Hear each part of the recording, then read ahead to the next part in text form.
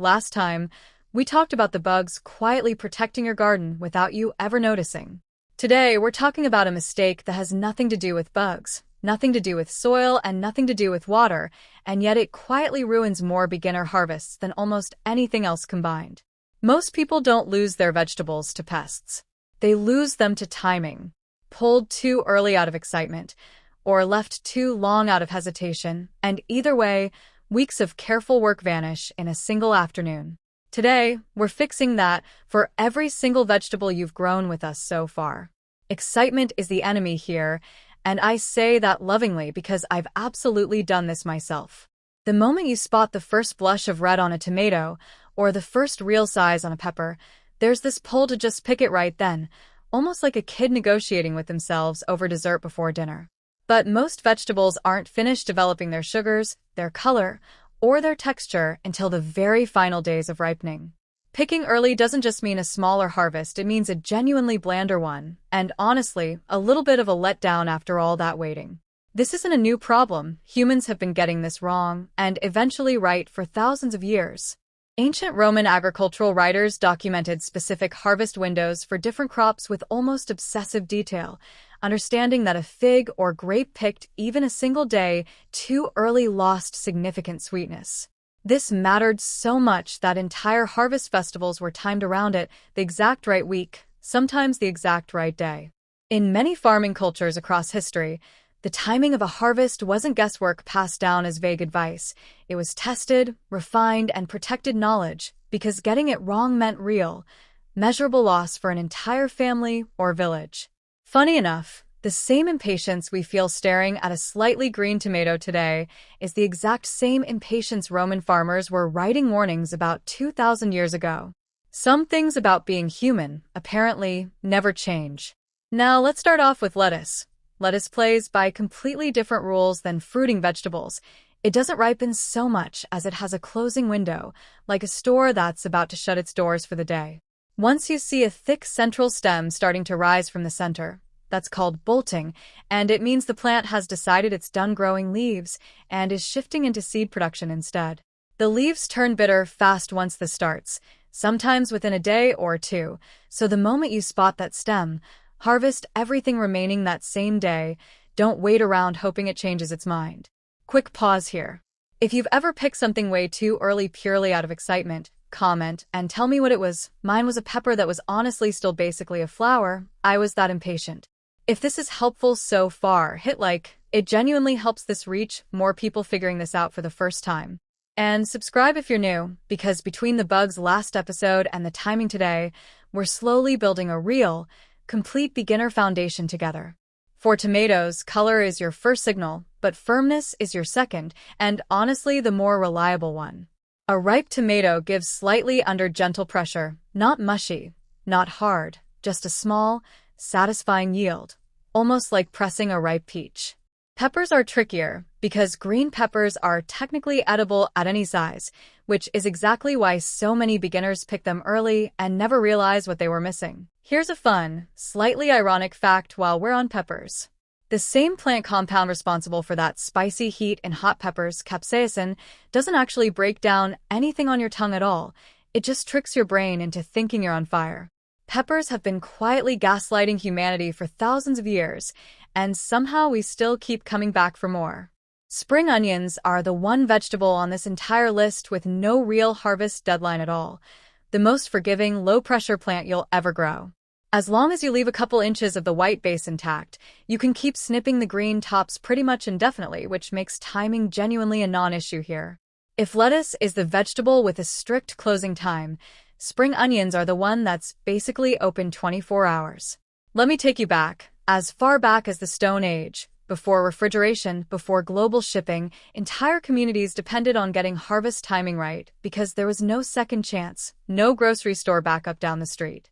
In ancient Mesoamerica, farmers growing early varieties of peppers and squash developed incredibly precise seasonal calendars, often tied to astronomical events, specifically to know the exact windows for planting and harvesting.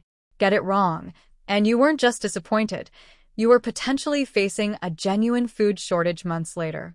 Our modern version of this mistake, picking a tomato a day too early, Feels almost comically low stakes by comparison, and honestly, that's worth appreciating. There's something worth noticing here, connecting back to what we talked about with bugs last time too. In a grocery store, everything is picked on someone else's schedule, optimized for shipping and shelf life. Not flavor, not readiness, not you.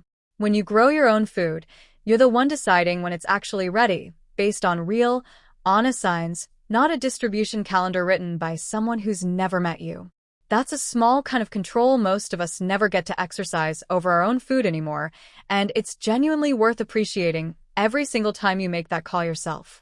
So, watch for bolting on lettuce, check firmness and color together on tomatoes, decide your own flavor preference on peppers, and remember spring onions will happily wait for you as long as you need. Timing isn't complicated once you know the real signs. It just takes a little patience. Now let's talk about the different types of sunlight and how to know that not all sunlight are equal. Not all sunlight is equal, and this trips up more beginners than you'd expect. Morning sun is gentler, cooler, and plants tend to handle it easily, using it efficiently without much stress. Afternoon sun, especially in the hottest part of the day, is far more intense, and while most vegetables still need it, a spot that gets only harsh afternoon sun without any gentler morning light can actually stress a plant rather than help it. The ideal spot usually blends both, generous morning light easing into strong afternoon exposure.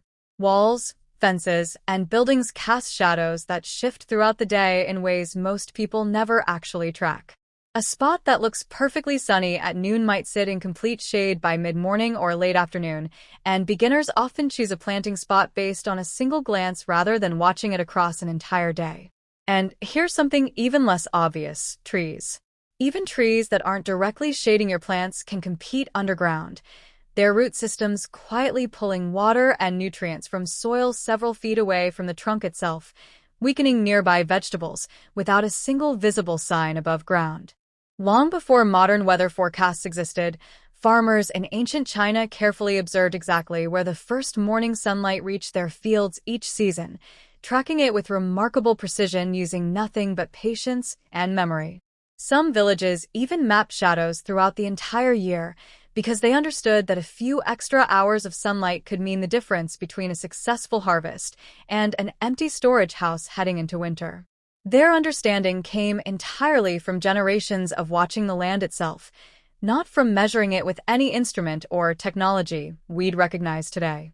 And here's a decision that matters more than most beginners realize.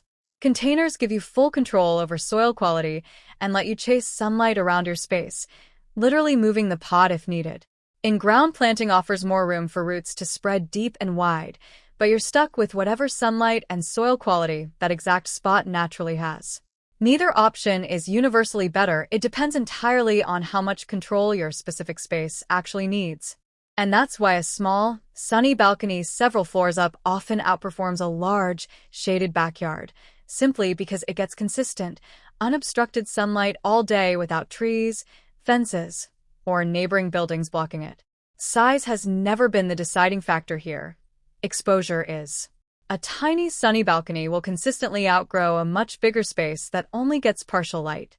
Concrete walls and brick absorb heat throughout the day and slowly release it into the evening, which can actually push nearby plants past their comfort zone during peak summer months, something worth considering if your only sunny spot happens to sit right against a brick wall. Wind exposure matters too. A consistently windy spot dries out soil faster and can physically stress delicate young plants, sometimes snapping stems that would otherwise be fine. And every yard, every balcony, has its own microclimate, small pockets that run warmer, cooler, windier, or more sheltered than the rest of the space, worth noticing before you commit to a single spot for the whole season. Just so you know, your plant sulking in the shade isn't dramatic. It's just doing what any of us would do if we got assigned the one desk in the office with no window. I will see you in the next video.